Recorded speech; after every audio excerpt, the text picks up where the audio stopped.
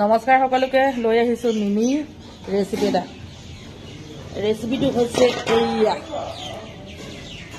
সৰিয়হ শাক। কেনেধৰণে বনাম আপোনালোকে চাই থাকক। চাই যদি ভাল পায় লাইক কমেণ্ট কৰিব। আপোনালোকৰ গেছৰ প্ৰব্লেম আছে যদি তেনেহ'লে আপোনালোকে প্ৰথমৰ পৰা শেষলৈকে চাব।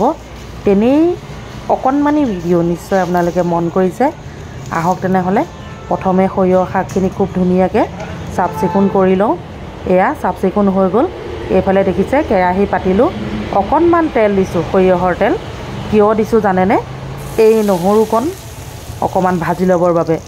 মানে যিসকলৰ গেছ হয়, শাক খাব নোৱাৰে, শাক খালে জ্বলা পোৰা উগাৰ আহে, তেওঁলোকে ধ্যান দি শুনক।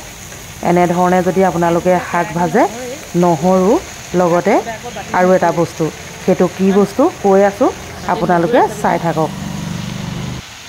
যিকোনো সেউজীয়া শাক খাওঁতে আগবেলা ভিতৰতে খাব লাগে, সেইটো সকলোৱে জানে। যদিও পাছবেলা কেতিয়াবা খাবলগীয়া হয়, খাব পাৰিব যদিহে আপোনালোকে গেছৰ প্ৰব্লেম আছে।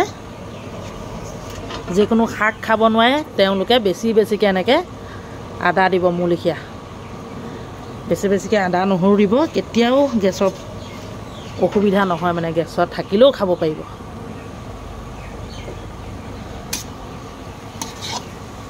ইয়াততো মই এতিয়া হালধি নিদিওঁৱেই, নিমখ দিছোঁ, আদা নহৰু, মিঠাতেল, বছ। সৰিয়হৰ শাক এতিয়া খাবলৈ বহুত ধুনীয়া হৈ আছে, সেইবাবে অকণমানি ভিডিঅ'টো আপোনালোকলৈ আগবঢ়ালোঁ। নিশ্চয় আপোনালোকে ভাল পাইছে। আকৌ এবাৰ কৈছোঁ, আদা আৰু নহৰু বেছিকৈ দিব, আগবেলা ভিতৰতে খাব। আজিলৈ আহিছোঁ, বাই।